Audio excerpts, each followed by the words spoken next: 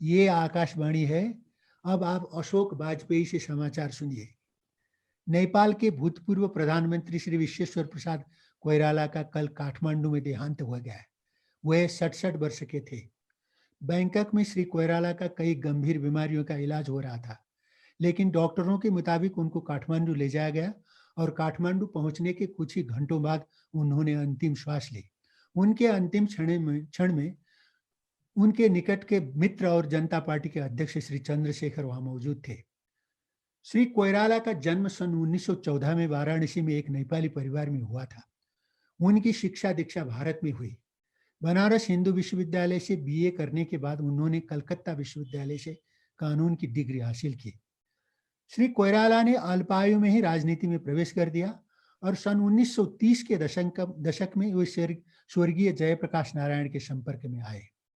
श्री कोइराला ने सन 1942 में महात्मा गांधी के नेतृत्व में हुए भारत छोड़ो आंदोलन में सक्रिय भाग लिया और उसके वजह से उनको कई साल जेल भुगतना पड़ा।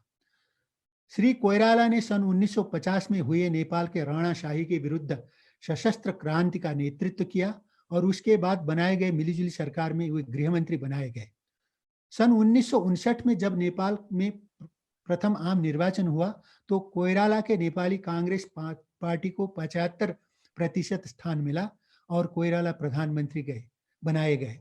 लेकिन सन 1960 में स्वर्गीय महाराजाधिराज महेंद्र ने कोइराला मंत्रिमंडल को बर्खास्त कर दिया और उनके सहयोगी सहित कोइराला को जेल में डाल दिया। सन 1968 में रिहा होने के बाद वो भारत में आए और प्रजातंत्र के पुनर्स्थापना के संघर्ष में कार्यरत रहे।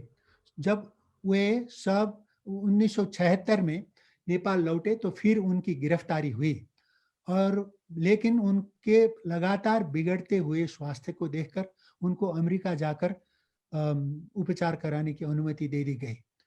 अंतर्राष्ट्रीय स्तर पर जाने माने कोइराला का स्वर्गीय जवाहरलाल नेहरू के साथ निकट के संबंध थे और वे चीन भी गए, जहां वो माओ त्से तुंग और चाओ इन लाई से भी मिले।